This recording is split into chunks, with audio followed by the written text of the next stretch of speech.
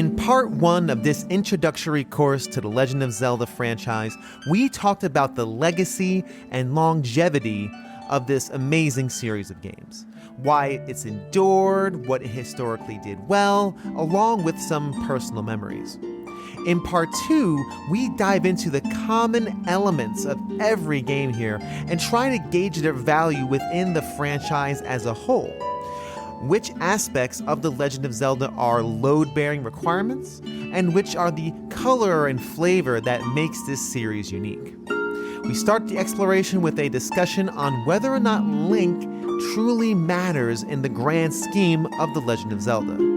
The answers may surprise you. Andrew Craig, followed by Blue and Donnie of the Gamers Week podcast, and finally Greg Sewart of the Player One podcast and Generation 16 series of video games, start us off in this edition of A Gamer Looks at 40. It's Dangerous to Go Alone, a survey course on the Legend of Zelda franchise, Part 2. Link, obviously, of course, other than Princess Zelda, is obviously the figurehead, the main character of the franchise. But I always wonder, how is Link more valuable as an actual character or as an icon of gaming? See, one of the weird things about Link is that a lot of people use him as an example when they talk about the concept of a silent protagonist. Because he never speaks. I mean, right. He makes noises, but that's about it. But since, I would say, probably Link to the Past, he's been imbued with a certain personality, which is a little bit goofy. And I've always appreciated the fact that he has a personality that's there. And in a lot of games, it's clear that he's saying something. We just don't hear it. That's an interesting point, because I've always seen Link as a bit of a player surrogate, and especially, of course, in the early ones, that's what he was, right? He was just a stand-in for you. But it's interesting, because as I'm thinking through, like Ocarina, he is emotive, right? He gasps at things. But I guess goofy is a good way of putting that, because he is like a child, like he's a kid, as he is in most of these games, with some exceptions, of course. So I guess he does display some mannerisms of a kid. Well, and especially when you get to stuff like Wind Waker, I can't wait for you to play that just to see how emotive he is as a character, because he's really funny in that. Because they really lean into how goofy Link inherently is. And I think part of his goofiness came from the fact that, like, with Link to the Past, we had the Nintendo Power comic coming out at the same time. That's very true. And so a certain amount of that, I'm sure, carried over. Where I was reading that, and then I see those traits present themselves in-game. But with Ocarina, there's a lot of little things where he'll react, or he'll look around confused, or whatever it is, but he's always had a certain innocent sweetness to him.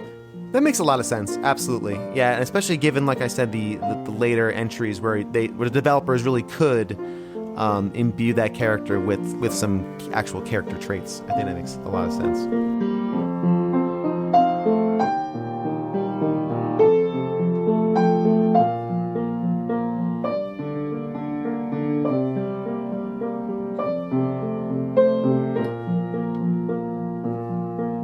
Link, is he a better character, or is he a better icon? Icon. Huh. That I can't really intelligently answer that question, because, I mean, yes, Link is an icon. When you see Link, you think of Hyrule, you think of Zelda, you think of Ganon. But as a character, why don't you think he works, Blue? Oh, it's not that he doesn't work. It's just he's almost a blank slate. It's like you think of a character like Sonic, okay? And you can immediately tell some of Sonic's catchphrases, some foods he likes to eat, his sense of humor, all this stuff about Sonic. What do you know about Link? Nothing. Yeah, he's this silent archetype that can almost serve as whatever it is that the character wants him to be, just kind of this silent hero that doesn't impose himself on any way into the story. I know that he can't walk into a room and leave a pot untouched. I will say that. There is that. He is not kind to pottery. Yes, this is well established. But it's interesting because, and the reason I asked that is because he is so iconic, but he is a player surrogate. And obviously back in the early days of Legend of Zelda and of course Adventures of Link, the 8-bit days, that was fine, right? The idea was you were intended to embody this character and go on these adventures in that character's shoes. But over 35 years, you would think that there would be something, especially in a game and a franchise that likes to make its lore. Mario's a different story because Mario is a blank slate, but no one's really developed the world in Mushroom Kingdom. We haven't tried, nor should anybody. I don't want to know how the Toads got their heads. I don't care. Right, exactly, which is what concerns me so much about this upcoming Super Mario movie is they're going to try to impose personalities on these characters that probably won't jive with what a lot of audiences imagine them to be. And that's kind of the danger with Link, and where I think Nintendo has more or less left him alone. Like, you remember the Legend of Zelda animated series, the whole excuse me princess thing? I mean, that's a meme. You're talking about the one from the 90s? Yeah. Nobody likes it. Nobody likes that Link. Well, I kind of liked it. Well, you know what I mean, though. He's a joke. He's a punchline. Yeah. Okay. No one is standing that era of that Link character. Yes, I think it's interesting because again, as an icon, if I were to say, put up a Mount Rushmore of Nintendo characters, Link has to be on that list. Like, he has to be on that. Mario, Link, Samus, and then pick a fourth based on your preference. But there's nothing there as far as characterization. And is that okay? I think Blue, you're kind of saying is, yeah, that's fine. I don't need deep, complex Link. Just like I don't need deep, complex Mario. Be a cheerful plumber who's out to save the day. That's perfect. That's fine. I think for the types of games that they are, yeah, we don't need them. We don't need a detailed backstory or anything like that, because it for the type of game that it is, it works. If you have a game like, what can I use in comparison? I mean, something like from Final Fantasy, I would think that you would need a detailed backstory or something like that. But for a platformer, for just a regular adventure game, I don't really know. I don't think it's necessary. Yeah, and not to get too far into that rabbit hole, but you could argue Chrono Trigger. Who's Chrono? Who's Chrono? No one. What does he do? Where is he from? No one knows. No one cares. Again, just a player surrogate for you to control and experience the stories of other people and this character without the need for that. So I think the backstoryification, it's not a word. There you go. I like it. Now it's a verb. Is not necessarily needed for a lot of these games. And I think that's why some of these Nintendo games have endured, because they don't get bogged down in that. No one needs to know why Kirby is in Dreamland. Like, no one cares. What even is Kirby? It doesn't matter. Why are the Tetrads in Tetris flying? No one, that's okay, right? But Zelda, again, has endured so long with that. Not without being a strong character, but yet for 35 years we have all this lore, and I think it's an interesting part of the puzzle.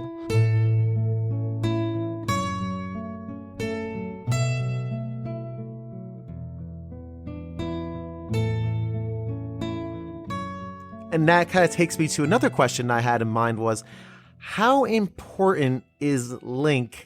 And this sounds almost reductive, and I don't want this to sound like a snarky question at all. This is more of an honest thing. How important is Link as a character to the overall play of Zelda? Because again, for me, it's always been the play of it, the fun of traversing dungeons and finding things. That's been the fun for me. Mm-hmm. Is even Link as important as like that maybe figurehead or that main character in Zelda? I think he's iconic. Yeah. But I think that's his only importance. I think right from the start, he was meant to be, sort of a cipher for the player, basically, which so many games are like that. But Totally. Link never really had much of his own personality until later games anyway. And yeah, I don't know that he's super important, but having said that, if they brought out a Zelda game where the main character wasn't sort of an elf-looking, guy in a green tunic with a sword and a shield, it would feel weird. Yeah. So I guess he's important from that aspect. But yeah. But maybe we're like I think he's like an icon. Like some as a not poster child. I'm just trying to think of the right word, but really kind of as the face of the franchise. And again, I think he works great as that. Kind of that every elf. Yeah, exactly. He's the every elf. Exactly. The every elf. Yeah. So I think that makes perfect sense, because I think, especially when you go into the first and second Zelda, that's really all you had. He was just character, which is the same as any other NES game. I don't remember, did Metroid cement Samus as an actual character, like in the opening scroll or in the opening? I don't think so. I don't think so either. I mean, the ending is what sort of cemented Samus in there, right? Right. But yeah, I mean, you're right. Like with Zelda, with the Zelda games, it's all the characters around Link that are pushing the story. It's story driven, but it's all the characters around him that are pushing the story, not him. Right. Right. Yeah. So. Yeah.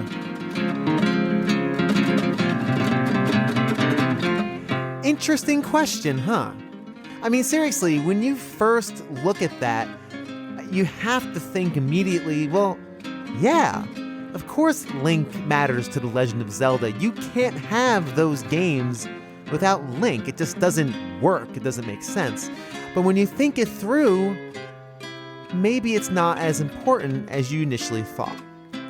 We continue the conversation with Jeff and Trevor from the New Dad Gaming Podcast, Reverend D from the Rulebooks Anonymous Podcast, Mike Albertin from Games My Mom Found, and the one and only Moses from the Pixels/The Well-Read Mage Magecast. All talk about this hopefully interesting topic. You also mentioned the character of Link.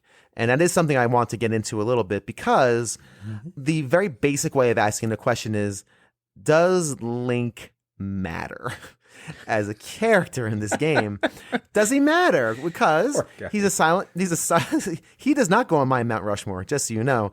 He's a silent protagonist, right? From the very beginning, he was kind of a player surrogate where you were just him, embodying him, and that was the character, right?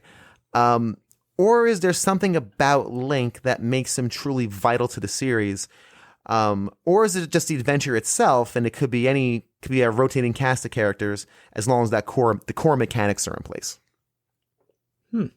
Yeah, I think, there was some hubbubaloo about when the latest one came about. Was like, why don't you let us play as Zelda? Like change things up. Like, we'll play as Zelda this time instead. It'll be much better. Mm-hmm.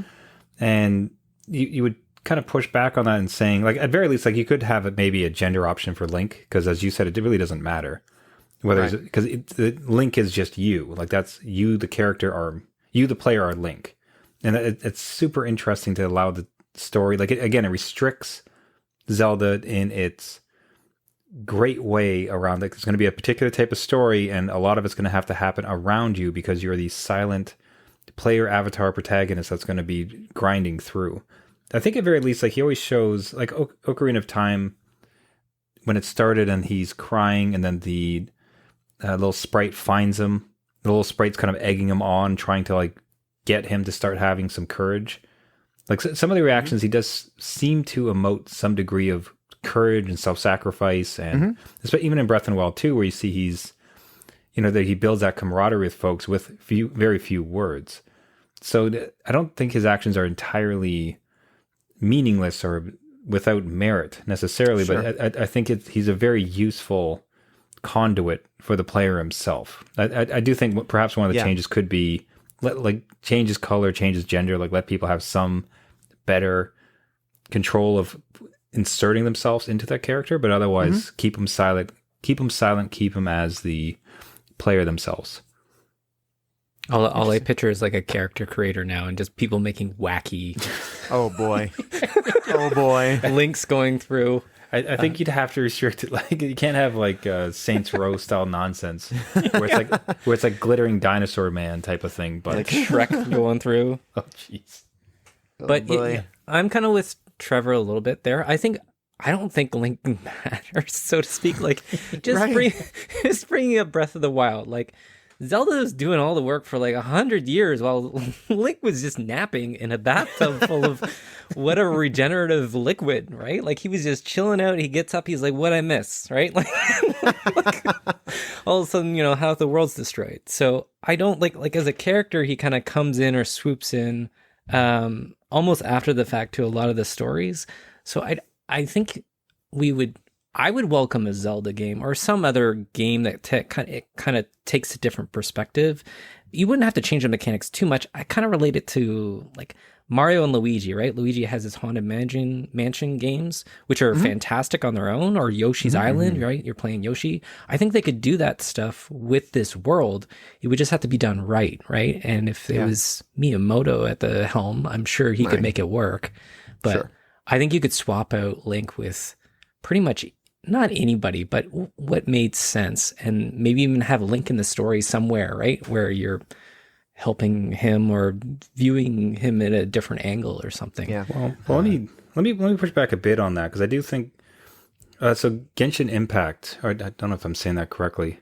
I think you're good. Genshin. That's close enough. Genshin Impact. If you look at it, is so it irked or it took so much of Breath of the Wild style, both from fighting, world, like locomotion, everything else like that. Except that you can swap out anybody, right? So like you have like I think there's like some 20 characters that you can be in that game, and you could almost be forgiven for thinking it's an official Zelda game if you put Link in there. So if you put little elf boy in green into Genshin Impact, it's like, oh, this is just a Zelda game, right? Because so much of the gameplay around it was similar to it, like an absolute like homage to it, 1,000%. So I guess like even just listening to probably counter some of the stuff I just said, but when it feels much like the rest of the comfort thing. It's one of the visual indicators to say, no, this is a Zelda game now. You're little elf boy. You'll always start with green, like you'll probably put on some blue water nonsense later on, but it really it's just one of those like again it's the cover band playing one of the hits. It's like, okay, this is now a Zelda game type of thing, and I bet there's a YouTube video where someone's modded Zelda into it just to make that point, and I'd be shocked about how much of a Zelda game that feels like just by inserting the non-speaking green elf boy. That is a good point with the non-speaking bit, though. Like, Link has never talked, right? Like, he does not have a voice. I mean, unless you count, I think like the CDI games. I think he talked, and I think there was a cartoon or something in the late 80s, early 90s. Excuse me. Yes, there you go. Exactly. Yes. Other than those failed attempts, no, I don't think he's ever spoken in a mainline Zelda game. Yeah, because I think once you get him if you give him a voice, he's there. Like, it's like, well, now we can't change him, right? Like, that's something that now that's part of the game. I think even, Mario has his sayings, right? Like, so you have that sense of who Mario is. Link is just, again, silent. You're putting the voice to him, and it works, right? Like, it's your own personal voice, your own personal journey. And I think that's what, they kind of designed the games as, just you working through this world. And heaven forbid the world, if heaven forbid Charles Martinet stops doing Mario and they have to bring somebody else to do it, the internet will never stop complaining. Like, they'll never stop. It'll be no, his intonations it's a me is like off by 2 degrees, and like oh don't worry, like Chris Pratt's got it covered. You don't even need to worry about Chris Pratt's got it. Chris Pratt's got it. Hey, how you doing? It's me, Mario, man. What's up? Listen, he may be able to do an incredible Mario. I don't know. Strange choice.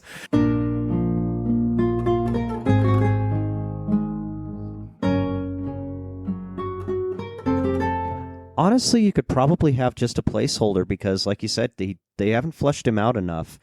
I feel like if they did a story that focused on like his life and everything, rather than him just going and saving the world or saving Zelda, you might feel for him a little bit more. But he really just feels like a placeholder for a generic character because, like, this is me. I'm going in and I'm saving the day, or I'm gathering mushrooms or whatever. Mm-hmm. But you did put Link on your Mount Rushmore, right, of characters, which is interesting because a lot of people would. But there's no, like just like you said, there's no characterization. There's nothing there, and if it's a placeholder, fine. So I'm just curious, right? Like, it's an interesting thing. We love Link. He's a top 10 character probably in games. Some may say. Yet he not much to him. Well, at least in the video games, because I'm actually got right behind me a couple of the mangas based off of the different games, and they do give him a personality in that. But again, it's a different medium versus the game, and most people know him from the game rather than a book or a comic or a cartoon. Yeah, I didn't even know these mangas existed until these conversations. I hear they're good. Oh, very good. Yeah, I hear they're good. So that is something I'd like to check out. I actually want to check out them. I think there was a Majora's Mask one. Yes. That I think I'd like to check out. That's pretty faithful to the story. So that's interesting. Like the other things there. We all remember the Zelda. We all remember the cartoon. Yep. I think it was from the late 80s, early 90s, whatever that was. I don't think that's a characterization we want to remember. No. No. That was a bad version. What was it? The CD Zelda games were pretty bad too. Those are no good. Those are not very good characterizations of this classic character. Yeah, it's just an interesting thing where I think it's the same thing with Mario, right? Mario, you can say, is like the everyman. There's no character to Mario. If you talk to real Mario fans, like true, no joke Mario fans, they'll say that's completely incorrect. He's cheerful. He's energetic. He wants to get the job done. And all of that read through his expression of play. And a character that we don't need lore for Mario. And here's another question talking about that. Do we need lore for Zelda? Do we need characterization for Link? Do we need Link to be voiced ever? I think it would be weird if he was voiced now. I'm just gotten so used to the yeah and all of that. Yeah, I kind of agree with that. I think it would be odd at this point. I think he might be one of the best silent protagonists in that he does allow you to embody that character. The only thing I would like to see, and this came up yesterday, I think it was, or 2 days ago, was if you would have the ability to change genders or change their features a bit, customize the character a bit to really allow the player to feel in true ownership and agency with that character. But yeah, I think that would be. Other than that, I think I think he's good the way he is. I don't need a voiced Link. Yeah, it just feel awkward at this point. I think just because everyone's just gotten so used to hearing him just doing the battle cries and everything. That's right. Can you do a good Link sword swipe? Yeah. I'm just curious. On the spot. All right, give me a sec. All right. I'm gonna let you warm up a bit. It's cool. All right. Sorry, I just got COVID, so I'm a little I'm a little gravelly today. That's all right. fine. Yeah. Ooh, all right. That was good. I had a little emphasis in there, a little oomph. I felt that a bit. Very nice. You're the first person I've asked to do that, and unfortunately I asked it to someone with COVID who doesn't have his full voice. But anyway.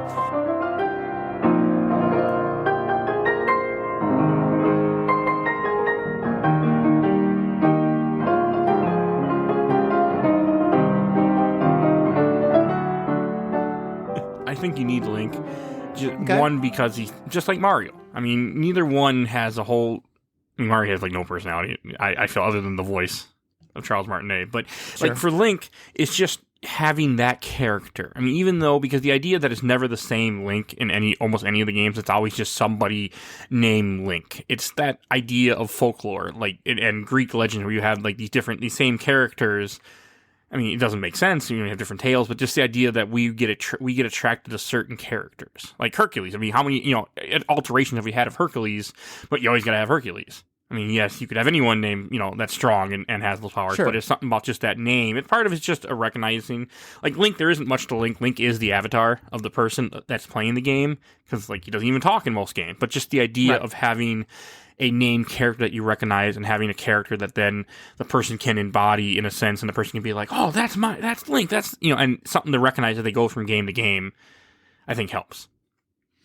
So more of a mascot than maybe a character. Oh, yeah, that's a better way to put it, yes. Okay. Yeah, and that's fair. And I think that's indicative of a lot of the games of the era too, where they really were kind of more mascots, right? They were there for us to embody, and then as the games got popular, they grew into something more. I just find it interesting because, like you said, there's no voice. Here's a different question, maybe. Should we ever voice Link? I'm okay with it. I mean, because it's going to happen anyway at some point. Interesting, okay. Well, we're past the point of silent protagonists.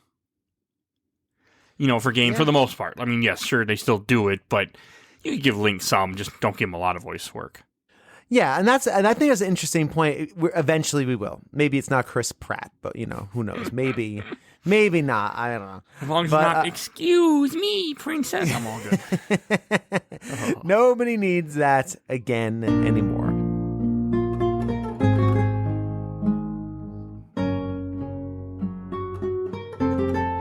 Back to things mattering, and I think based on the previous the previous conversation we just had, or the previous topic about lore, I've been asking people this as well. Does the character of Link really matter? What have they been telling you? It's been a bit of a mix because I've had some people say, yes, Link does matter because he's an icon. He's kind of almost like what you were saying with texture, but not in that way. And then other people saying, no, it could be any character. It doesn't matter because I'm not here for that. I'm here for, again, being that player surrogate, enjoying this world, interacting with it, battling, etc. Link, because he's, not a voice protagonist, of course, so we can argue whether or not they ever should be. I would say no, but that's just my opinion. And again, in the lore, there is a Link story, but if the lore doesn't matter so much in driving what makes Zelda Zelda, does even Link matter? We can say he's important because he's an icon. Like, there's no question. I did one of my 3 questions was, the Mount Rushmore. I got a lot of Links. And my question for those people was, well, why? Right. Why is he up there? Because, and I don't have a great answer myself, hence why I'm asking the question. All right. So that's interesting. I was wondering if anybody was going to kind of say what I'm thinking here. So, I mean, it's called The Legend of Zelda, right? Right. Right. I mean, for a lot of my life, like growing up, I was like, why is this called Zelda? Aren't you playing as Link? I'm sure people have asked that question, right? Breath of the Wild was the first one I finished where I was like, that was actually about Zelda. Right. That was about her shortcomings and her misgivings and her evolution as a character, and kind of her redemption in a sense, from failure to triumph. Which was interesting then so late in the series. And I'm sure there's other examples that you can make, as to why this is a series called, The Legend of Zelda. But if you ask, does Link matter? Like, ask yourself, Bill, do you matter? Yes, I do matter. Yeah. I think you do, too. Thank you. Yeah, you're welcome. And here's why. Okay. Does Link matter? Yeah, because you matter. The Link is you. Like, can you play The Legend of Zelda without you? I don't think so. No. Link is the player character. I think that's why he's not spoken. Which is great. Right. Personally. There's a difference between story and there's a difference between and drama. Like, I don't think I'd call many maybe any, but I don't think I'd call it many games in the Zelda series dramas. But I would call them stories for sure.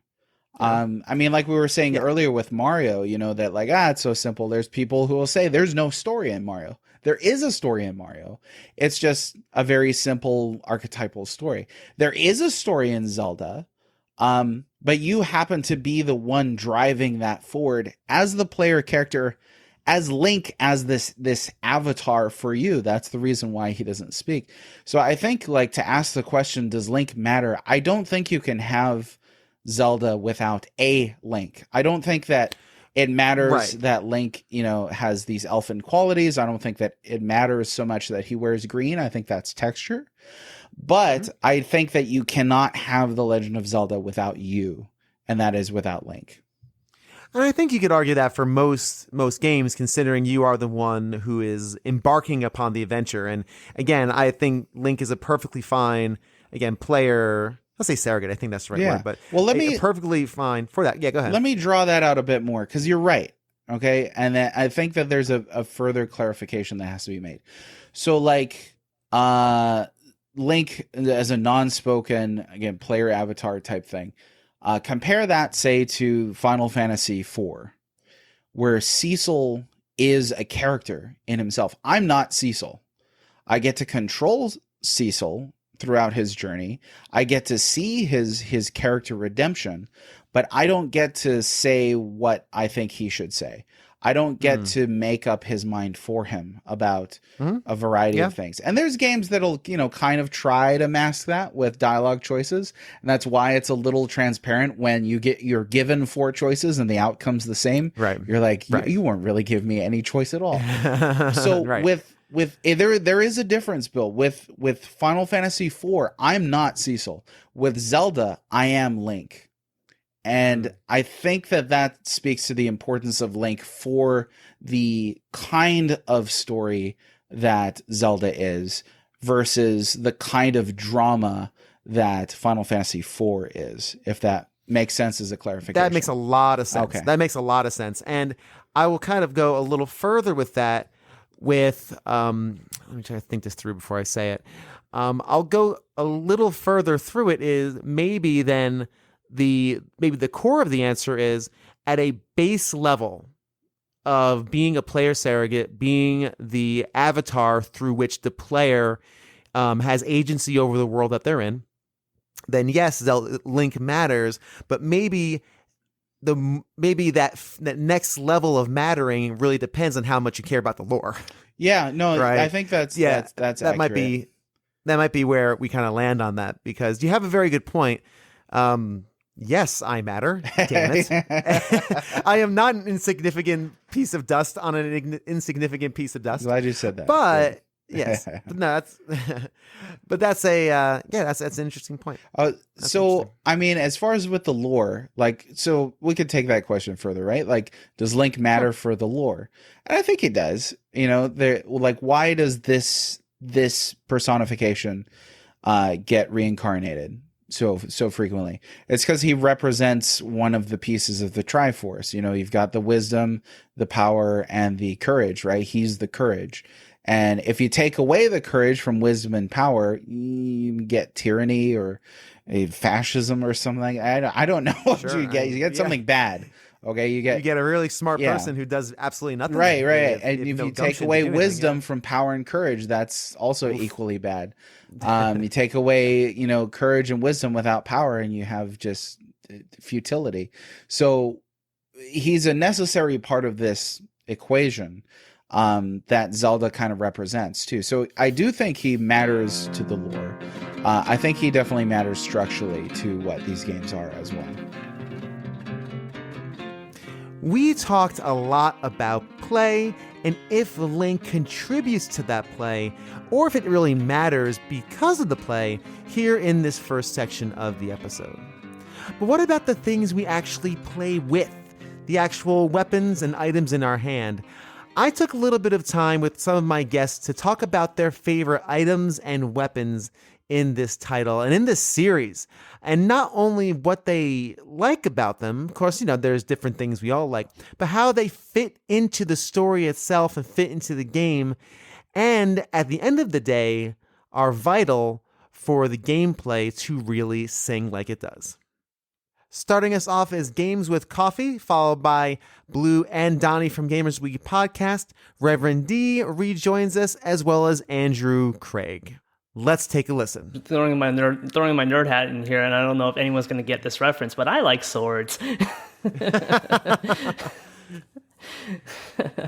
That's ladies and gentlemen, if you're listening, that is from 8-Bit Theater, an old webcomic that references anything and everything from Final Fantasy 1. So if you're curious, that's where I got it from. Gotcha. I had no idea. I was about to ask you, so you collect swords? Like samurai swords? Like No. I watch a lot wish. of Pawn Stars. They're always like selling swords and such. That's a thing people collect. So Yeah. Sweet. Gotcha. Yeah, but I love swords. The Master Sword is one of my favorite weapons of all time. And one of the things I always wanted to do, I always wanted to learn how to use the sword and shield, like Link's standard armaments. Use them for myself. Learn how the mechanics feel for my own self. So when I was playing Skyward Sword for the first time last year, I got that chance to kind of experience it. I mean, sure, I was using my Joy-Cons to do it, but it still felt kind of like I was holding a sword and shield. It was very fun.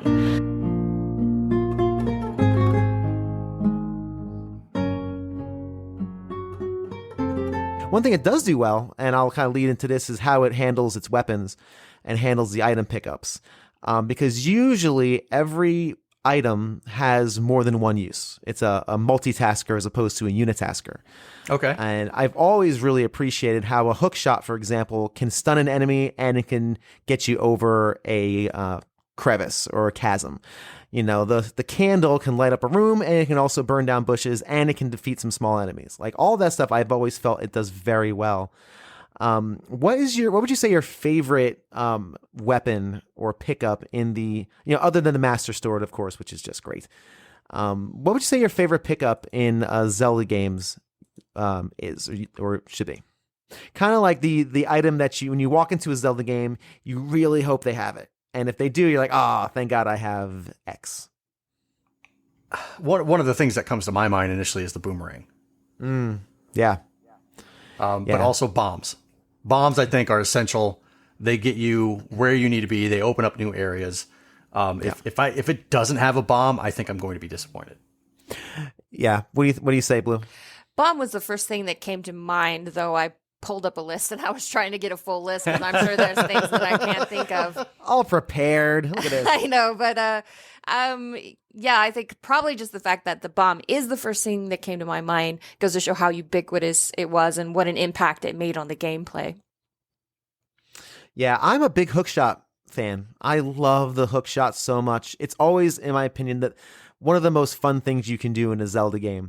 Ocarina, the aiming it, in that first person view and then utilizing it, or Link to the Past, again, crossing chasms and stabbing people in the face with it. I love the hook shot. I think it's so fun. And so that's mine. I'm always looking forward to that when I play a Zelda game. Mm-hmm. When was if I'm not mistaken, the hook shot, was that in A Link to the Past? Where it was first? Mm-hmm. Okay. That was where it was introduced in Link to the Past. Gotcha. I'm sure I'll get actually'd by somebody. Well, actually, if you upgrade in Zelda 2 and you talk to some person, you'll get a thing that's kind of like a hook shot. There's always that opportunity to take, and people will do it. Please take every opportunity to prove you're smarter than me. If that helps you sleep at night, then by all means. That just means they're listening closely. It's a compliment. That's good. I listen. You know what? If people complain, that means they're listening. And either way, it's fine. Just don't give this a 1-star rating, please. That's the only thing I ask.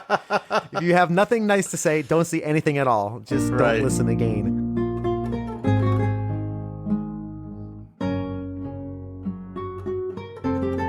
And as far as weapons and items go, obviously there's there's usually the same array throughout all of the games, right? You're always going to have bombs. You're always going to have a boomerang. Always going to have a bow and arrow.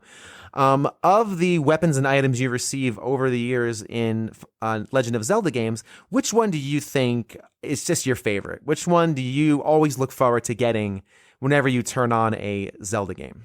Hook shot. Yeah, it's got to be the right answer, right? I'm gonna parade of people saying hookshot. Why are you a hookshot fan? I just love it because it kind of reminds me a little bit of Mortal Kombat, where I can just kind of pull the enemy towards me or just go after them. There's, I don't know, something appealing about kind of having like your own grappling hook, and I enjoyed it. I like it. I like it too. I like it. You can do a lot of things with it, right? You can, cross over chasms. You can stun enemies or kill them. Sometimes you can. It can pick up items. I believe like you can actually grab rupees and such that are out of reach. And Zelda's always really good at their items and weapons being multitaskers as opposed to unitaskers. They all have different uses and a multitude of uses. It's not just the bow and arrow is not just for shooting things. You can again pick up items. You can the bombs aren't just for combat. You open up doors and you can use them for a lot of different things. So I think Zelda weapons are very successful in that. I would agree with that. Yeah, for sure. Cool, man. So as far as so hookshot is, I think is a fantastic pick. What would be a number 2 on that list? Number 2, I really enjoy the boomerang just because of, again, it's multitasking. You can pick up items, you can stun enemies, and when you get the magic boomerang, it's just even stronger. There's the Oracle series where you have a remote control boomerang where you can actually control where it goes.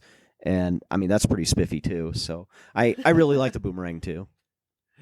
Yeah, the boomerang is cool. It's been there from the beginning. Like it's been tried and true, and I don't know if it's always one of the first ones you get, but I feel like it is almost one of the first ones you get, I think, consistently. I think Link's Awakening was one of the instances where it was almost an optional weapon. Okay.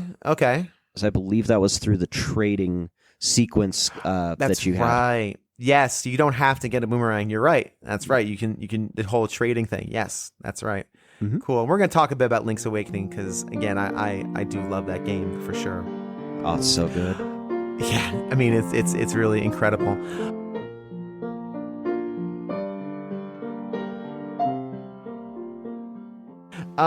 Also, this might be something for the open, but that's fine. I've always found the items in the Zelda franchise because the items really we've been using boomerangs for 30 years, right?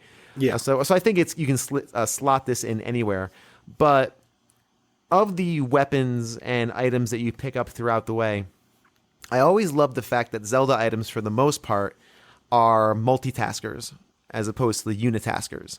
Yeah. There's always an attack, there's always a combat use and a everyday use, right? Candles will light up a room, but they'll also kill small little enemies. The hook shot will get you across a chasm, but you can also use it to stun. What's your favorite weapon in that game or item, or which one's most useful to you? I always love the hook shot. The hook shot has always been my favorite just because that is a tool that we have seen used in so many creative ways, whether it be in Ocarina, where it's primarily used to stun enemies or pull yourself to a location. Mm-hmm. But we've also seen it used in like Skyward Sword. It's used in a lot of cases to pull the shell off of an enemy to expose their weak spot. It's used as a traversal tool. It's just cool. It is really cool. Like it's just cool. in Twilight Princess, there are you get 2 of them, one for each hand. Yes, it's true. That is true. And climbing the chandeliers in the castle with the double hook shot, it doesn't get better than that. That is cool. That's a very good point. Awesome, man.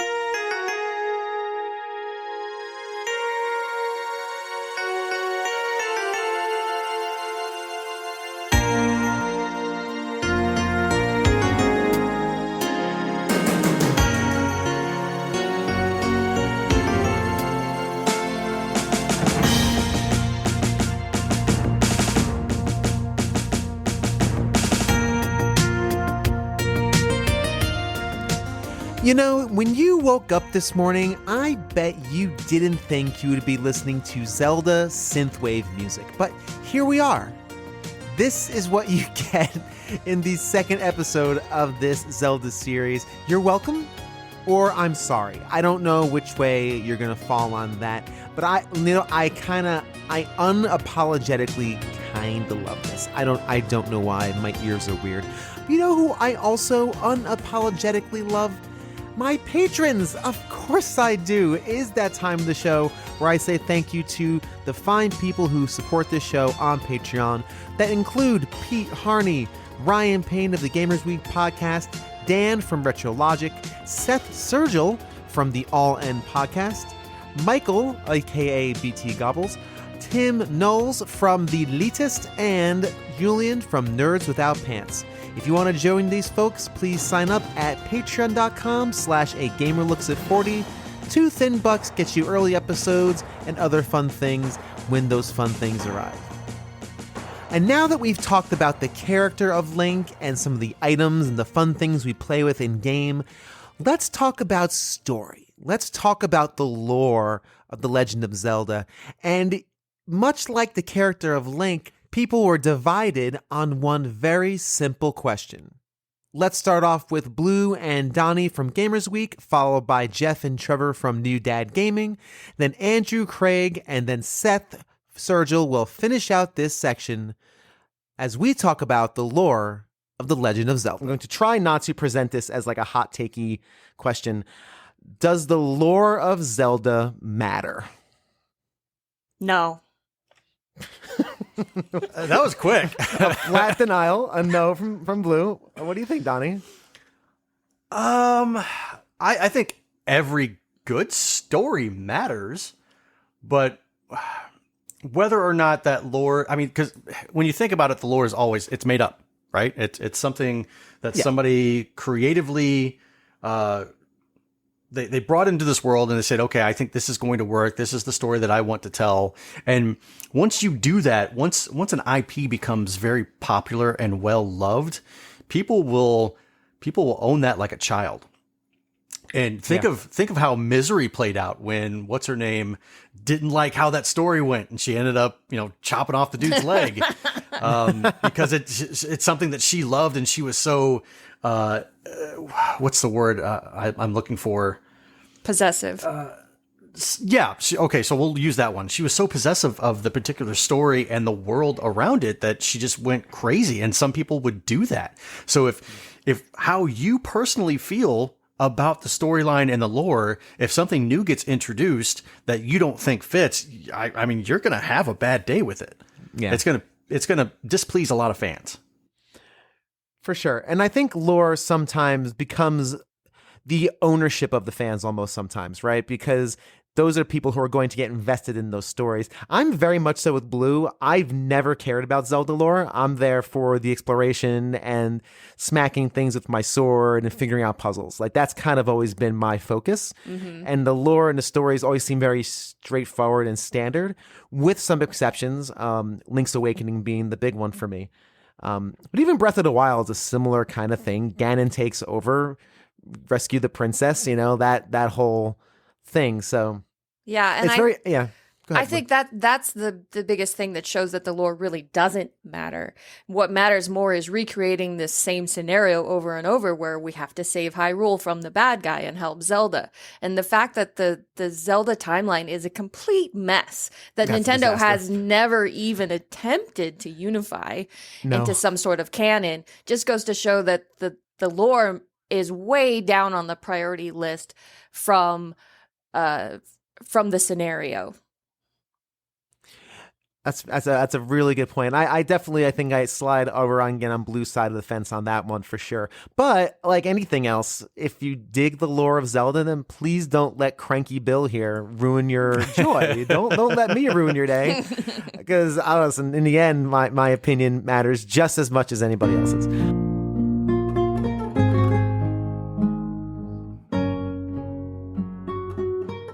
We're also talking about lore. And my question for lore is very similar for my question from Link is, does lore matter in Zelda games? Meaning, are we here for the mechanics? Are we here for the adventure, the exploration, the puzzle solving, the fighting, the combat, the saving the princess? but does the actual central lore, which, as we discussed, I think, before this conversation, is just bonkers and chronologically all over the place, does any of that really matter? No, almost. I suppose in some ways, I almost find it tiring. Where Okay. it's like, because, well, because for this particular Zelda game, they will, because there's no continuity. It's all vaguely about the same thing. Peaceful, great world. Ganon, lousy, crappy world. Okay, now you're in it. Go for it. The thought that like, okay, now these ones are the Zuzu Babas, and the Zuzu Babas adhere to these 4 colors. It's like, all right, fine. Yeah, it's just get me point me towards the bomb. Yeah. Where's the bombs? Let's get going. Let's roll in. It's not. It's funny because I can't say it wouldn't matter, because if they just threw in, it's like, whatever. Just, you know what you need. Just like go get the special boots and stop asking questions. Like you would almost.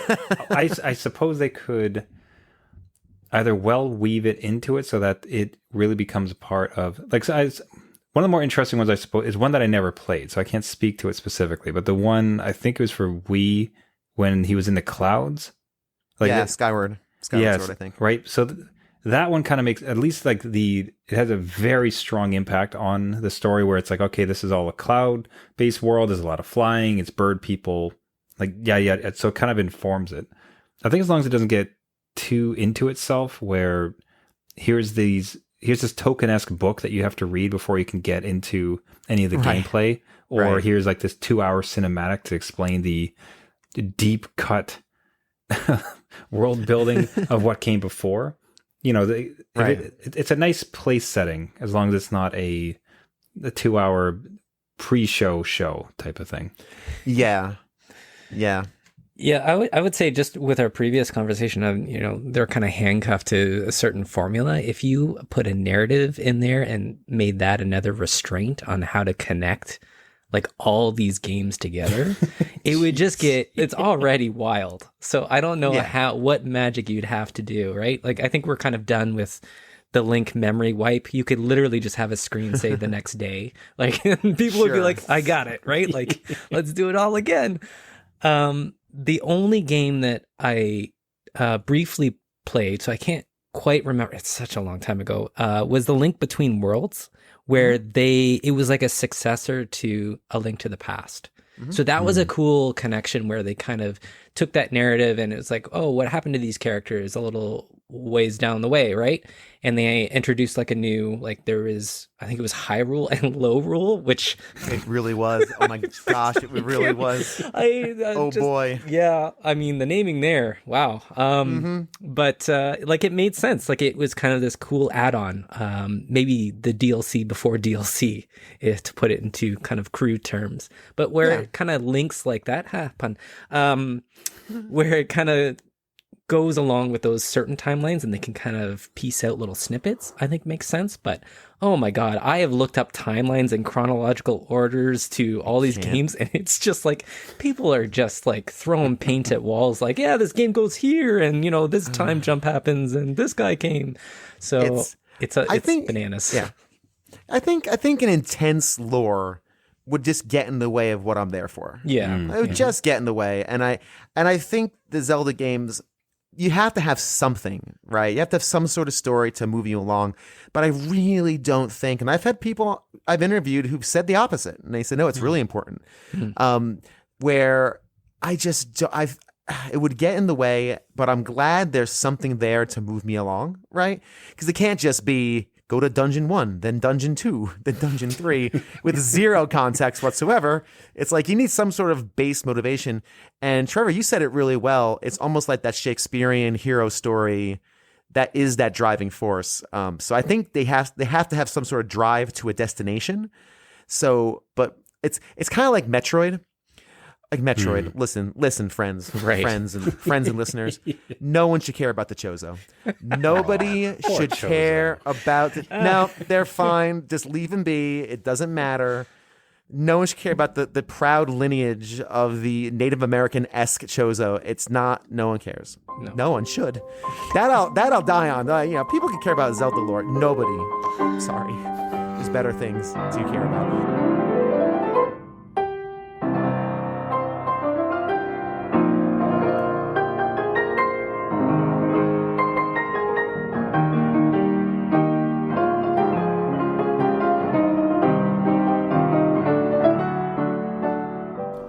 I don't think that the lore as it's been painted by the community is that important. Like, I'm not one of those people who says like, oh, well, you have to play the games in, chronological order by story. Right. I think that at its core, the simple story of a kid who doesn't know what he's doing gets a sword and goes to save the world is the important part. Yeah. Yeah. There's a bit of a timeless theme to that. Yeah. That's what I like. That's what the original version was supposed to be. It was, sort of based on Miyamoto's adventures in the woods. And that's timeless.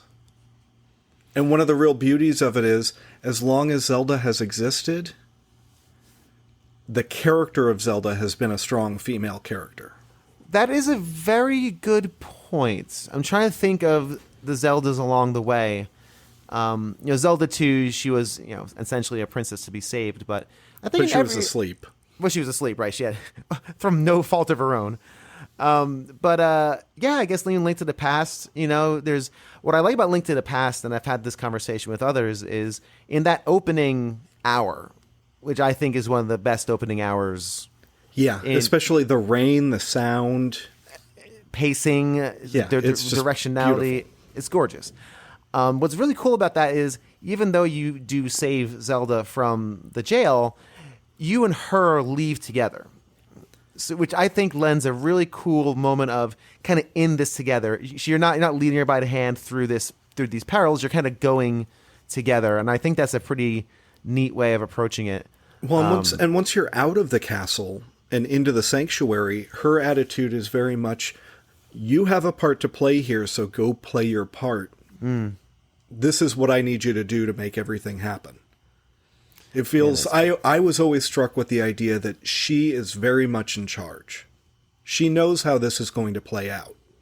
No, I think that makes a lot of sense. And I agree that she's definitely been a strong character in an era where that wasn't very common, Yeah.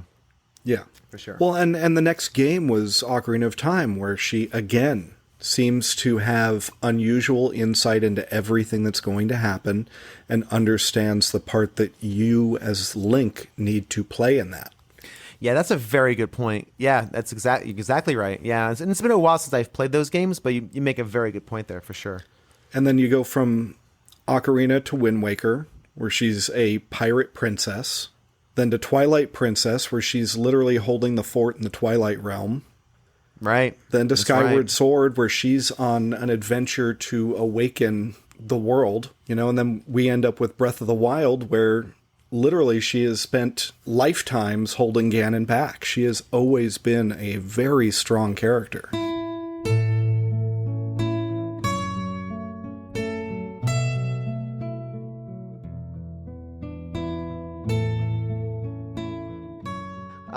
You also mentioned timelines and lore. Yeah.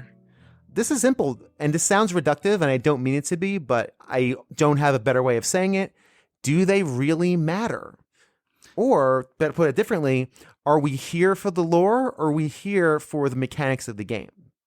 I think, definitely both. I don't think those things are mutually exclusive, but I also think that people are there, at least the average Zelda fan, the person who has been with the series for a little while, I think is there even if they don't realize it. I think they come in looking for, you play a Zelda game and like you're pretty sure you're going to be playing as Link. You're pretty sure there's going to be a Zelda. You're pretty sure there's going to be a Ganon. I know you're a big BioShock fan, so like yes, it's like there's always a lighthouse. Yeah. You know what I mean? There's always a lighthouse. Yes, it's like that, and you come in and you sort of know that like in all these different timelines, those things are going to be true. There's going to be a Master Sword. There's going to be a Triforce. 9 times out of 10. And so I think people kind of appreciate that about Zelda, even if they don't realize it. And you could maybe say the same thing with Mario and Bowser to a lesser extent. But I think people are sort of looking for lore, even if they wouldn't consider themselves a fan of the lore. But it's also really cool and interesting that, and this is true of Mario too. I'm a huge Mario lore nerd. I spent a lot of time on Mario forums when I was younger. I've written Mario fan fiction, and it's pretty bad. Yeah. But I do think that like having that sort of fat to chew on is important for the people that do want to find it. Like it's cool to see those little callbacks. It's cool to be like, oh, this is where the timelines diverge, and especially when time is such a crucial component to Zelda from the very beginning. I mean, it's all about the hero of time. I think that lore might be more important to Zelda than any other Nintendo franchise, just inherently because of the nature of the story they're telling. And that's interesting. And I think maybe the rephrase of that would be what's important to you, because you're right. It's great that there's a lore out there for those who enjoy it. Me personally, I never cared about the lore of Zelda. Sure. I'm there for the exploration and for the combat and for the puzzles and the dungeons. That's what I'm there for. But that's just me, right? That's just subjective kind of taste, right? I am glad that there are things out there. I always just interesting to hear from people who love Zelda. Why are you here? Again, is it the lore? Is it the mechanics? It sounds like for you, it's a little of both. Definitely. Yeah. Definitely. I mean, I love something like, I love something like Wind Waker, where it's like, oh wow, like you learn about how it's like I don't want to spoil it for anybody who hasn't played Wind Waker or whatever, but you learn about how that game falls in the timeline, and it's super interesting. It's almost like Wind Waker is a weird like post-apocalyptic game in a weird way, Okay. You sort of recontextualize the way you view that game when you consider its lore. When you think about all the weird, Majora's Mask is a great example of like when you start working in things like fan theories and is Link dead the entire time, all this stuff that people love to chew on. My friend Gabe Durham wrote a whole book about the fan theories and stuff with Majora's Mask. Wow, that's interesting. It's like a huge thing, and you could pick that stuff apart. Link's Awakening story, where does that sort of slot in? Totally. I have my theories.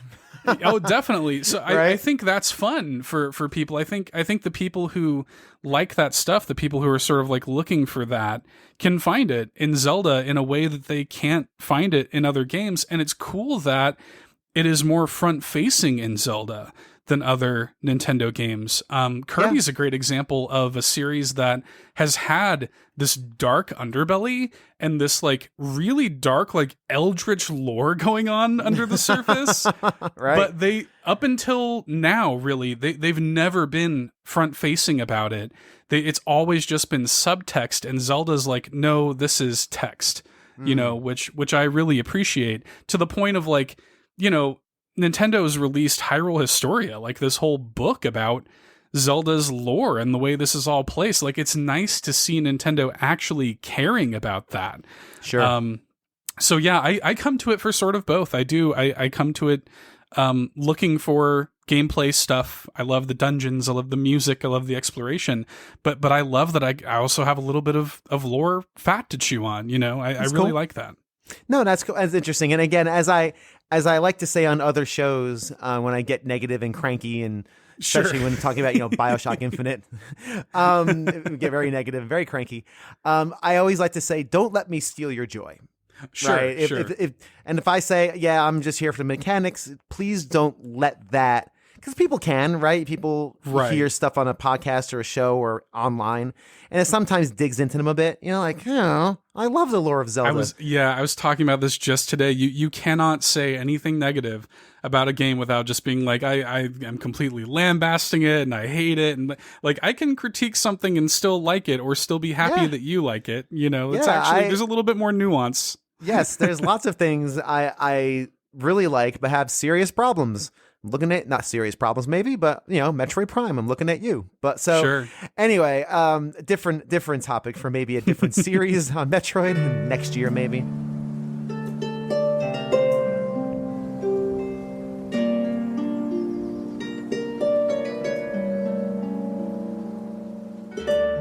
And to close out our conversation about the lore of The Legend of Zelda, Greg Sewart, Reverend D, Mike Alberton of Games My Mom Found, and then finally Moses, aka the Well-Read Mage. Let's jump into it. And you mentioned story, and that's a kind of a good segue into Zelda lore.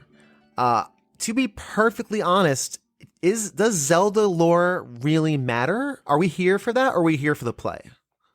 I think it's kind of fun. Okay. It's fun to see what people have done with, trying to, I'm sure you've seen online, like the different timelines that people have come up with. And Oh, say, yeah, like, totally. This is the chronological order of Zelda. None of that really matters, really, but it's kind of fun to look at and see what people's opinions and reasons behind everything are. But yeah, I mean, I personally, I think it's kind of like what you said, where, we've had like the 8 dungeons and the certain bosses, and it's always Ganon or some form of that. The only lore I need anytime I jump into Zelda is pretty much what the game tells me it is. Whatever the past is, that's great. I'm never trying to really make a story connection or a plot connection between the games. But like I say, it is fun to see what other people, because a lot of people put a lot of time into that. But, it matters to me as much as, say, Final Fantasy lore matters to me. Like, Sure. The games are not really connected as far as I'm concerned. Or you could even go multiverse is kind of a fun, popular thing to say now, where it's like, there are many different universes within sort of the Zelda franchise, and this is the form that Link and Zelda take here, and what their adventure is. You know what I mean? Like, Sure. Maybe they're connected that way, but overall, yeah, I don't. Lore doesn't bother me, or I don't think about it too much with Zelda games.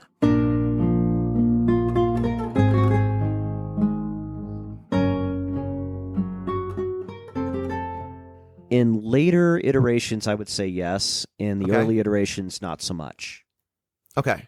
Why do you think that? When you look at the Nintendo and the Super Nintendo versions, they just needed enough of a story to move you along so that you had an idea of what you were trying to accomplish. You're rescuing the princess, you're trying to save the world.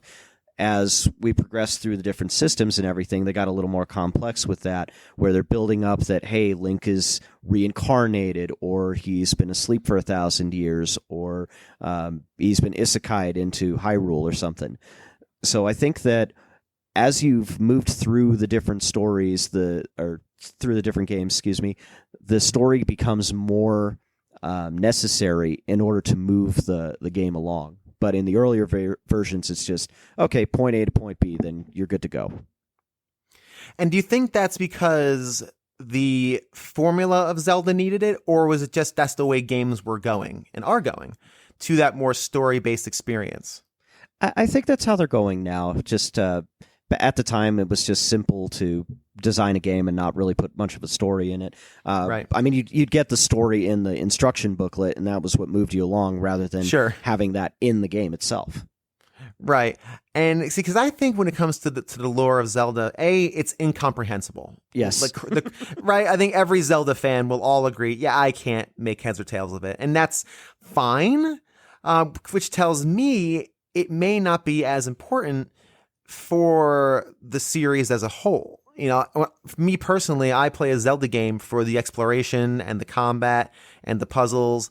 I really don't care what era this princess needs to be saved again, right? For me personally. But I have talked with some people who are really into it and kind of said, no, the lore is important. So I'm curious. But for you, though, what do you come to a Zelda game for? I'm about the same as you, where I just want to explore and see cool stuff and get the awesome items and all of that. Yeah, and beat giant monsters. Yeah, Yes. Yeah, right. Totally. Yeah, and I think I'm glad. What I settled on with another guest of mine last week was, I'm glad it's there for people who want it.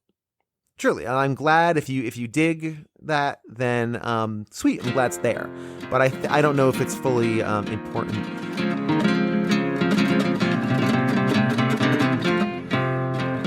It's a lot saying like Mario. Do you care why Mario's fighting Bowser? Do you care why Mario's rescuing Peach? Same thing with Zelda. I mean, each of them have their own piece of a puzzle. I mean, the way I look at it is that, something takes place, thousands of years difference. It doesn't matter. I mean, nothing has to be the same, because the idea that countries would come and fall, sure, they take over the same name. I can buy that because that's happened throughout history. But, but you don't have to, it doesn't matter. I mean, none of these games, especially the early stuff, none of it was made to really connect. It was all just they were making video games, and even now they still just make video games. They try to make the fake timeline. Oh, yeah, see this happened and this happened. They don't give a shit. They're just making games. Yeah, I mean, I don't think the lore matters. Like, you can enjoy it for what it is, but you can't be upset that it isn't what you want. And I think that's the key. I think the key is don't be upset if it's not what you want, because I think I've talked to a number of people who have said, oh, no, it does. I love the lore. I think it's really interesting and good. And even though it's confusing and no one knows the chronology, etc., people are still enjoying it. And I'm glad it's there to a certain extent for those who enjoy it. But I'm in your camp. I'm never there for... I spent 100 hours in Breath of the Wild. I could not tell you the story of that. I don't know. Princess again, Ganon, 1,000 years. I don't know. I mean, I can tell you the story. 4 champions. All the Zelda games I played, but I just enjoy them for. I mean, I do enjoy the story, but I don't care that they don't correspond as much like people might want. Well, I mean, the one I remember most are the standout ones like Link's Awakening, which we of course discussed yes, we did. on a previous episode of Games My Mom Found. But as far as like overall lore, I don't know. I think it's good to have some sort of narrative thrust, if that makes sense. Like you have to have something. They all have a story. They have something. They're right. Most are very standalone in general, or standalone from generation, like different systems. Like, Super Nintendo only having the one. I mean, it's a one game. It doesn't really connect with the others. I mean, later on they do some stuff, but even then, when they connect things, they're usually thousands of years apart that they're connected. I mean, it's never the same character. Even Zelda 1 and Zelda 2 are 2 different Links. Right. They never. They just that's just how they are.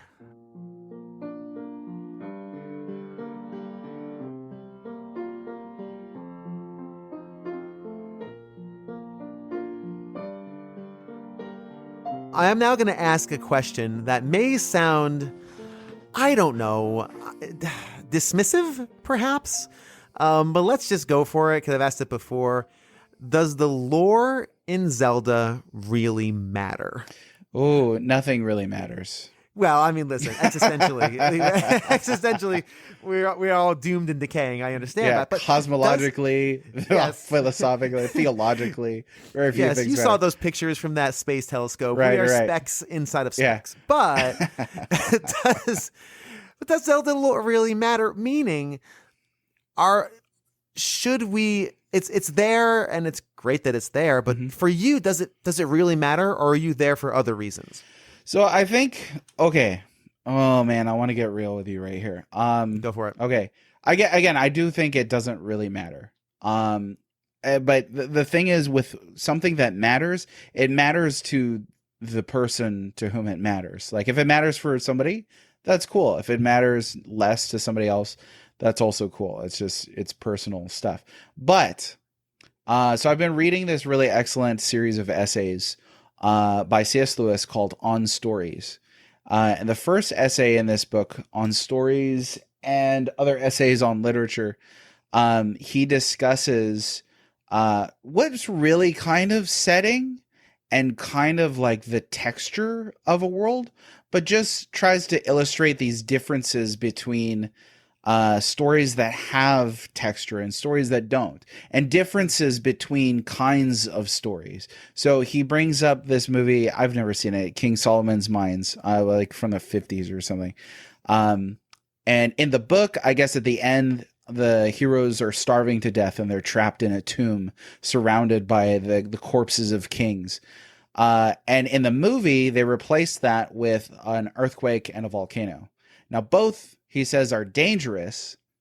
Starving to death is dangerous, and an earthquake and volcano are dangerous. But they're different kinds of danger. They're different textures. Sure. The latter has so much more excitement to it and is action-paced and more befitting a movie. The first one, though, he said he appreciated for the texture of it, the cold stillness of the tomb, the corpse's blank eyes staring at them, the paleness of the gold crowns on their heads. And that is really what I think more people ought to look for in story. Consider how many Zeldas there are and how many Zelda likes there are. You know how Absolutely. Like weekly I'll get emails to just be like, hey, a new Zelda like this, an indie game. And then of course all the ones in the past too. It's been so influential. But what is then the difference between a Zelda and a Zelda-like if they're so similar mechanically? One of them is the texture. So that when I turn on Wind Waker, and I keep mentioning Wind Waker because it's fresh in the mind. Sure. But when you turn on Wind Waker and it has that really kind of Renaissance-y tune playing, and it shows you the hieroglyphs and talks about the generational links, the heroes in green, that is part of the texture of what Zelda is, and that feels different than just any old elfin hero with any old sword. The Master Sword has a texture comparable to Arthur's sword in the stone that is different from any other sort of magical sword in Breath of Fire or Final Fantasy or Dragon Quest. So I think that the lore, to answer your question, I think the lore matters in terms of it's part of the flavor of what Zelda is. Sure. But the mistake that people make, well, if you could call it a mistake, is that they elevate the lore as to one of the more primary things. So arguing about which game comes first and this one, and you got to play them in this order, and this is how this one happened. The meticulousness of, say, a fandom, the kind of things that a fandom obsesses over, is, I think, less important than the texture that's lent to this series by its lore.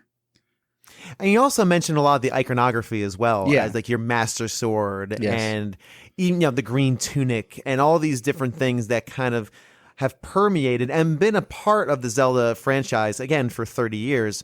I love the concept of texture, and I can get with texture. I always find the lore of Zelda nice to haves, but not really necessary. However, after this kind of conversation, I could definitely lean a bit more toward necessary, because a Zelda-like, that indie developer Zelda-like, that may have all the nuts and bolts of a Zelda game, which dozens, hundreds of games have those nuts and bolts.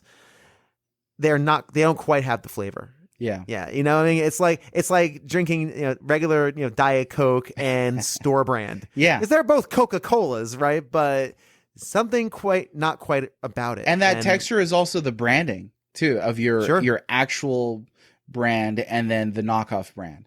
Part of that is the name and all these things. I think it's less important than like seeing that page with the big branching tree explaining the timeline and how all these games are connected. I think that's less important than you playing Ocarina of Time or Majora's Mask and figuring out how they're connected, going from one to the other, or A Link to the Past and The Adventure of Link, or the original Zelda, trying to piece together that this is one universe. This is one world, right? In several different timelines. That, I think, creates a kind of mystifying interest that is almost done a disservice by just seeing it all out on one page. You know what I mean? So maybe some of the issue with the lore is how much it's been almost magnified through people trying to kind of sort it all out. Yeah, I like Zeldas. I like Zeldas I treat them as if they're individual short stories that I don't know.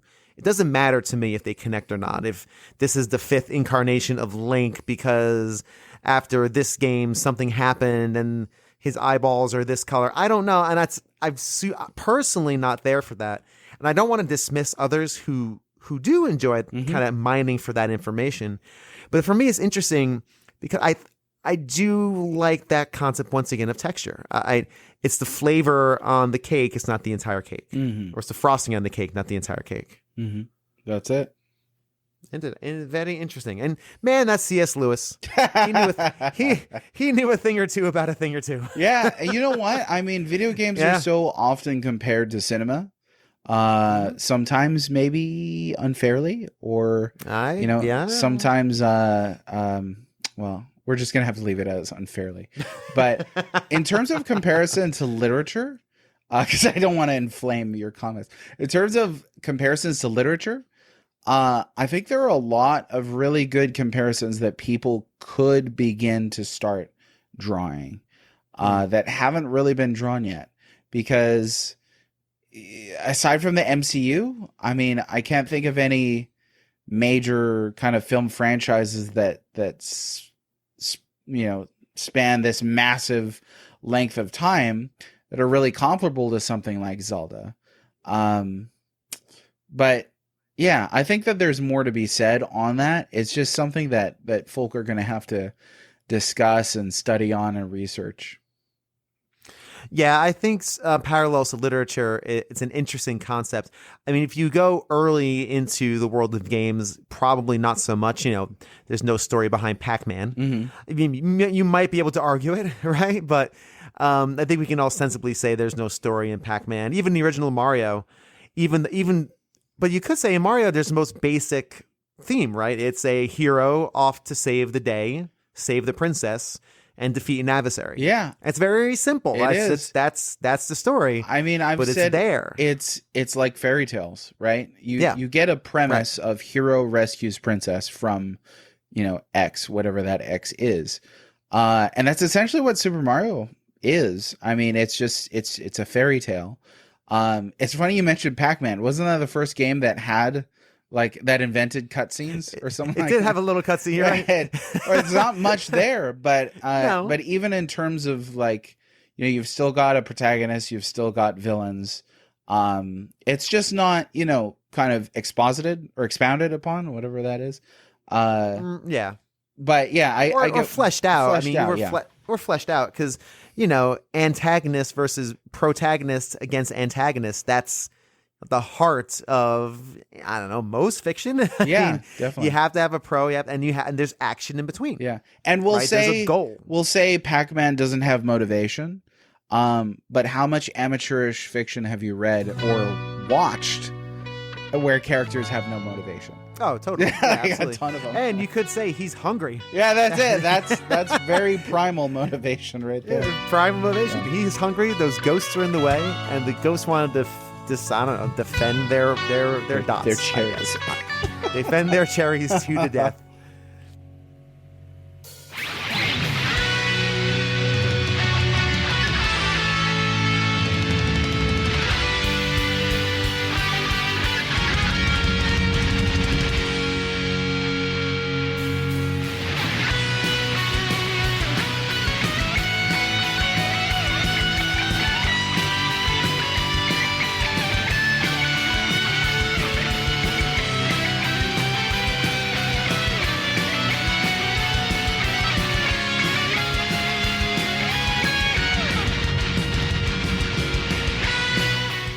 Call me crazy, call me maybe out of touch with my audience, but I highly doubt anybody is going to mind me leaving that on a little bit longer than I usually do between these segments.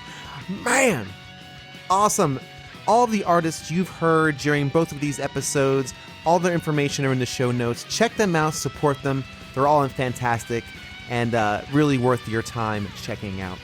The final topic of our 2-episode survey course might be one of the more interesting ones. And I think they've all been pretty interesting, at least as I've been going through and editing all this work. I still think they're pretty interesting, but there's a burning question here. And in this final segment, we get to the core. And the real core of this game is how it's laid out and the formula. The Legend of Zelda formula. Question being, do you even like the formula? Why do we like the formula? Why do we keep going back to the boomerang in the first level and the Triforce and the 8 dungeons? Why are we into that? And furthermore, do we appreciate when The Legend of Zelda goes outside the box and innovates?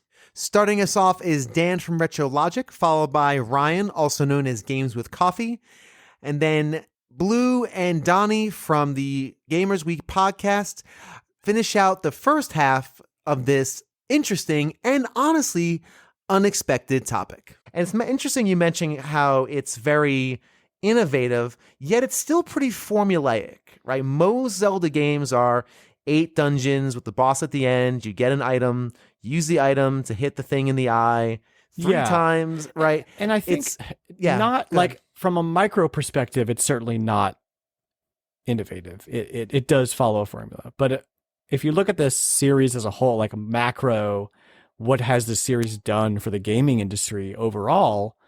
It invented Z targeting, you know. Sure. Yeah. It invented the way that you do a 3D action platformer. It figured out, how to do all of this in a 3D space, and then it did it again with Breath of the Wild, where like it's sort of, and I think Breath of the Wild to a lesser extent, but people still compare other open world games now to Breath of the Wild. It's like, if you can't climb everything, then it's not good anymore. I know. You know, it changed the game. I it had did. a hard, and really that's did. kind of what I mean when I say it's an innovator, is that it's willing. It is the game that people use to compare, like, the quality of another game. Horizon Zero Dawn had the unfortunate task of being launched right beside Breath of the Wild. Oh, man. And as good as that game was, it could not help but be compared to Breath of the Wild, which didn't do it any favors.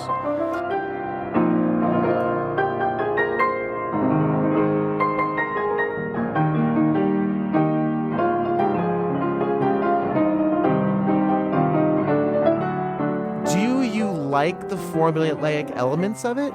Or do you like it when Zelda goes off the reservation? And more importantly, now that we have Breath of the Wild as this example of how amazing a game can be, when it does go off of the beaten path, can you go back to the formulaic stuff? It's interesting you note that, because I'm kind of doing a bit of a Zelda marathon now. So last year I started streaming a whole bunch of Zelda titles, and I didn't exactly go in chronological order. Well, actually, no, that's a lie. I did, because I started with Zelda 1, Zelda 2, Zelda Link to the Past. Then I went to Link's Awakening, Ocarina of Time, Majora's Mask. I skipped ahead to do Skyward Sword in the middle of my Majora's Mask playthrough because it just came out and I needed to play that. And then I went back to Majora's Mask, and now I'm playing the Oracle of Ages and Oracle of Seasons games for the Game Boy. I have the original cards, that's my flex right now. Nice. Yeah, so playing through each of those titles, and then also doing a subsequent playthrough of Master Mode and Breath of the Wild all last year, which, oh man, that was fun. I actually might end up doing another playthrough again just because of how fun Master Mode was. But just playing through all those, and then seeing the formulaicness of it, to me it didn't matter to me. It didn't matter that much. That there's a certain critical path that you have to go throughout each of these games.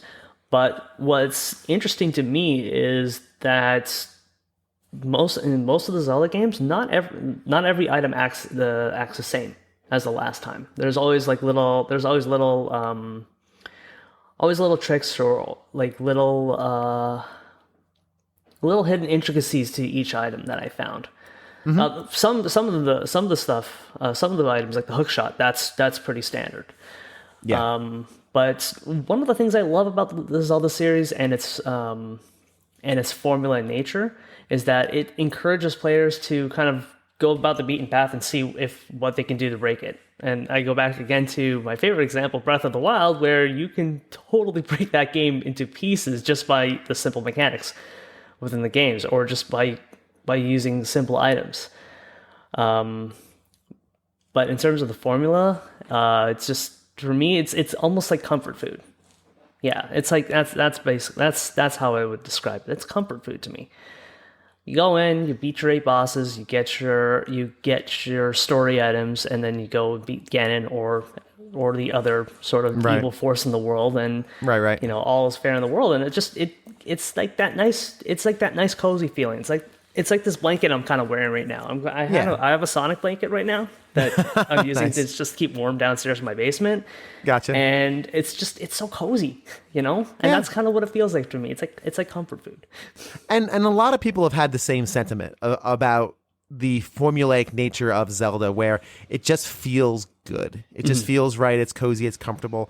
And no one has really said nostalgic, which I think is interesting, because you would think that's a nostalgia thing, but it's really not. And I think there's a lot of value to that, for sure. Like me personally, after playing Breath of the Wild, I never have to play another 8 dungeons, the standard thing. I adore Breath of the Wild, and I love the freedom. And again, that'll be another episode, Awesome. 3 months down the line. But that's just me. And I think a lot of people who've been loving the series for a long time still enjoy the rhythms of that type of game. So yeah, totally. I think that's really interesting and good.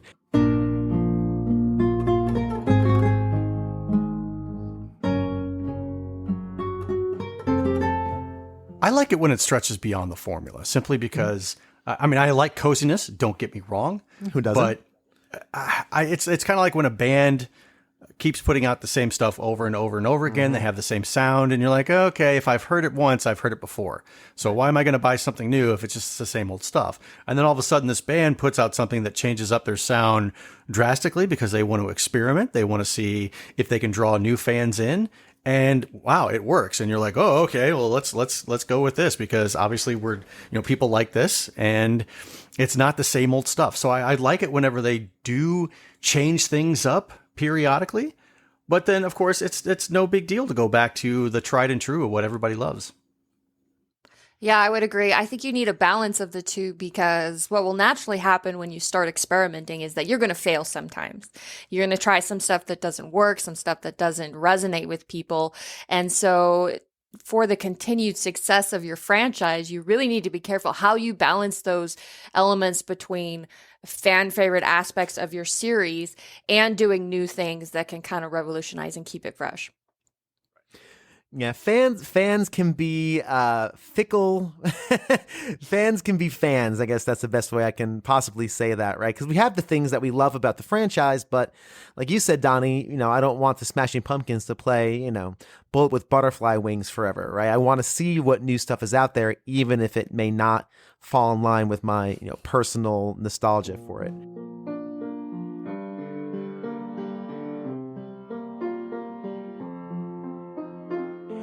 And to finally put a cap on our Legend of Zelda survey course is Trevor and Jeff from New Dad Gaming, Moses, the well-read mage, and then the 2 people who started this whole thing off last week, Seth Sturgill and Alan Petrozzi.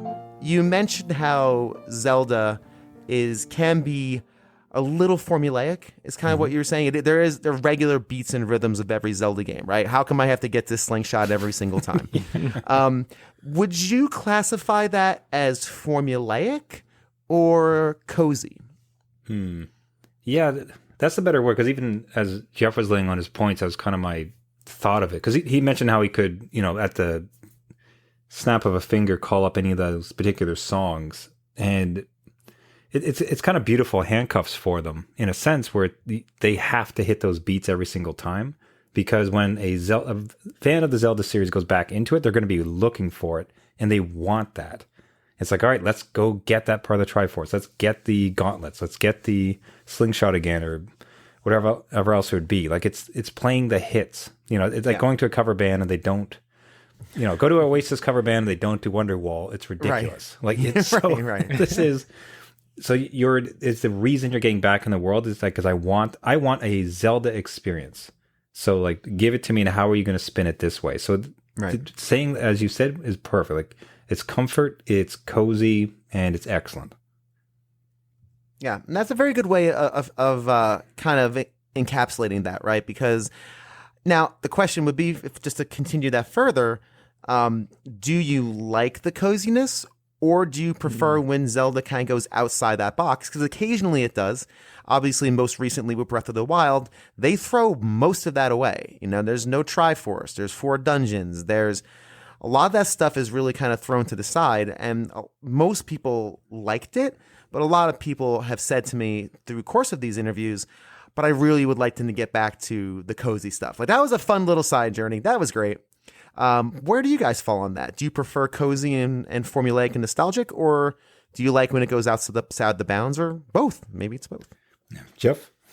Yeah, so just the mention of Breath of the Wild, it's one of those games where it did introduce something new into that kind of formula, and I would say the shrines in that game are more like the old school Zelda games, right? So you had those kind of dungeon elements in there versus the open world. So they were kind of like, it was almost like a hybrid. Like they were easing you into this world. Like, yeah, we have the Zelda stuff from your old days, but we're kind of working it into this new world. And I can see like Nintendo's been one to, I kind of want to say like they get away with it. So they keep doing the same thing over and over, and we want it. Like Trevor was saying, every single time we want more of it. But Zelda has been one to kind of experiment with different types of games. Like there's action games and stuff outside of that. And it's kind of neat to see them kind of spread their wings a little bit and try something new and see if it works and maybe build on that for a couple games and then switch back. So I will say they still need to keep that comfort level. They still need to, you know, I mentioned those chimes and the sound effects. They still need to keep those kind of strings or those threads, you know, to kind of guide you through each game, even if it is different.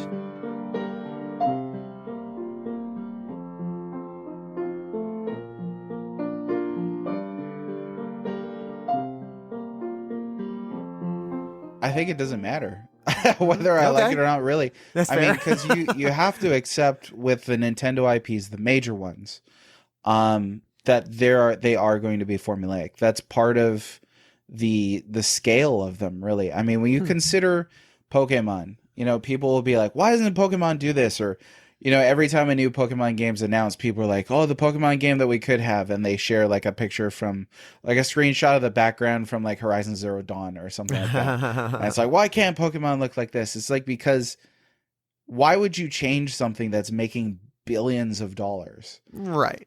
So Well, it's interesting though, because I think, so I got to answer the question for you. There are incremental updates to the formula, and different items or different experiences, more open world, you know, etc. But the core of it seems to always be the same. And I always wonder if with people and with fans, is that a good thing? Are we okay with, for example, I always say with Breath of the Wild, I adore that game. I absolutely adored it. I love the fact that it broke a lot of conventions. I loved it. I thought it was great. I even like breakable weapons. I am the only person who liked that. I did. I loved it. And, you know, so when I think about Zelda, I don't know if I can go back to 8 dungeons and 8 pieces of Triforce and hit the enemy in the eye with the weapon I just got from the dungeon. I don't know if I can go back. Do you think you could go back to those beats, to those rhythms? I mean, let me say first that I think, you know, touching on the it doesn't really matter thing, that so you can see and this goes right back to what you were saying. You can see incremental changes that aren't really incremental in some sense. Like a survival mechanic is a big change, but it's a big change for one game, which I'm fine with. Like they're going to keep making new Zelda games. The ocean is a big change for a world map for that Zelda game, or for Skyward Sword, you know, the open air. So different ways to kind of play around with that adventure genre. I think that's really cool, but I do think that the formula is one part of the reason why these big Nintendo IPs stay successful, and 2, why people keep playing them, because they're reliable. I will buy a Zelda game day one. I will buy. There's no question. Yeah, I'll buy a Mario game day one because they're not going to screw that up. Yeah, right. I don't know of many bad ones. Yeah, they already made like 1,000 of them. Like they're not. I know. Yeah. That formula is in place. It's what they do well. Yeah, and I think that's an interesting point, because a lot of these tentpole franchises, if you think about it, I know there are other companies that have these kind of, you know, again, tentpole franchises. But Nintendo really lives and dies off of them. Like we all know we all know that Nintendo's bread and butter are your Zeldas and your Marios and there should be another Star Fox game. Let's not bring that up. But like those properties, your Donkey Kongs, like all those properties that have been beloved for over 30 years are what they're still churning out. And I think you hit on a really interesting point. They're reliable. Right. They're reliable. They're workmanlike, and they're usually good to great. I mean, I can't think of the last time I play a bad Mario game. I don't know. Hotel Mario. I mean, honestly, I didn't have a CDI, so Right, you know, right. I'm not gonna. No, get I into mean you're that, but yeah. you're right touching on that. That like you mentioned 30 years. Like that's a Yeah. long time to be making the same Yeah. series. And in that time, they've had plenty of time to figure out what those series are about. The big ones, again. Sure. I don't think we're seeing a Mother 4. I don't know that we'll ever get another F-Zero. You know, like with F-Zero, it's like, why can't they just make... I mean, it's a future car game. Just slap it in there. But then it's like, okay, what's F-Zero doing that's unique in a market that now has a ton of futuristic car games? Fair. That's fair. So with an identity like Zelda, though, again, they're going to keep making Zeldas. And that's because they figured it out. They know the formula, they know the tradition, and they're going to stick to it.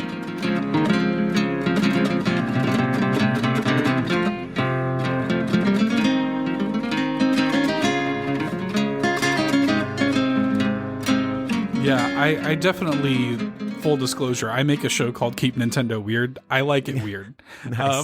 So I think it's telling too that like something like Breath of the Wild, which is a very unique Zelda game, is like handily the best-selling game in the series. It's the one that many people regard it as one of the best games of all time. I think that the Zelda games that have the most impassioned fans tend to be the weird ones. Like, there are a lot of people who love, Link to the Past, Ocarina of Time, and stuff like that. But I mean, people will the games that people are making like essays about and getting into really impassioned dialogue about is Breath of the Wild, Majora's Mask, Link's Awakening. The sort of more oddball Zelda games. So I definitely lean towards the weird. I suppose for better or for worse. Full disclosure, like when it came to Majora's Mask, like I did not like that game at all. And Interesting. For like 15, when I first played it, for like 15 years on, didn't like it, tried to replay it many, many times. It wasn't until the 3DS version came out that it just totally floored me. So Gotcha. it took me a little while to come around to it, but yeah. Interesting. That's cool because you're 100% right on that. The fans of I love Link's Awakening. I'll be honest, I have not played Majora's Mask. That's a giant hole in my fandom. I'm hoping to play before those episodes get out. Sure. That and Wind Waker. But the weird ones, you're right. The fans are impassioned. Like they will talk. I just listened to an hour and a half conversation on Link's Awakening with Magecast. Right. I just listened to that episode today, and again, it was impassioned discourse about Link's Awakening, right? And you have a very good point. So I think that's interesting. Going for the weird, I think, and especially given your focus on your show and such, I think that's definitely an interesting part of the equation there.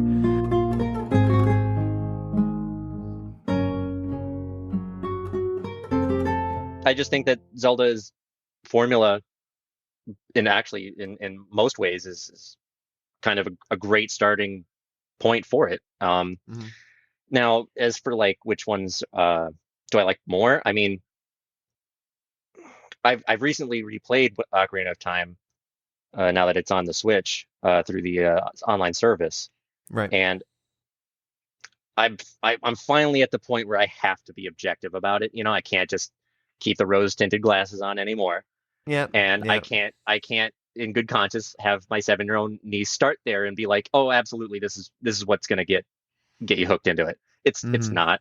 It's just not. It's hard to look at without a stick to control the camera, and having to constantly remind someone to reset it by pressing ZR is just not fun. Sure.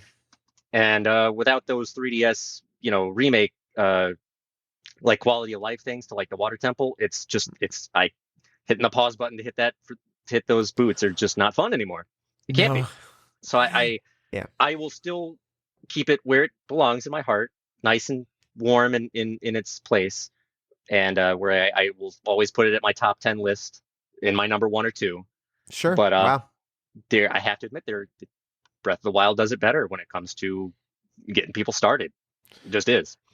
Yeah. But I still, because Wind Waker, I think, to me is the epitome of the formula, because it also throws in the wrinkle of sea travel and that taking a sense of adventure and blowing it up before Breath of the Wild, but in a different way, because it's like, this boat, and this boat is my lifeline to get to where I need to go.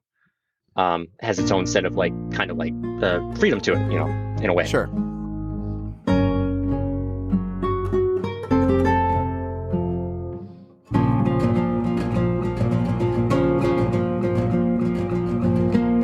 Objectively looking at a game while keeping the rose-colored glasses on. That's the sweet spot. That is the center of the bullseye that we're really trying to aim for here with this Legend of Zelda series. It's okay to look at a game from our past and say, you know what, it doesn't quite hold up, or you know what, I don't know why Link is such a popular character, or you know what, the stories doesn't really matter. And at the same time, not caring at all. Understanding that these games, this franchise, goes beyond the nuts and bolts and the whys and why nots. It cuts to the heart of who we are in a lot of cases. It's reminders of a childhood wandering the woods with a wooden sword and a small shield, hoping for adventure and finding it. And that's good too. Both of these truths can live inside the same people, inside our brains. And hopefully throughout the rest of this massive, I think, Legend of Zelda series, we get to that point where we can look at something and then feel about something and have both of those things exist as one. Thank you so much for listening to this edition of A Gamer Looks at 40. If you haven't done so already, Twitter at A Gamer Looks at 4040 is the place to go. There's a link tree in the bio. Click it. All the things are there. Ratings and reviews on your podcasting player of choice is always appreciated. And until next time, don't worry. You are not going this journey alone.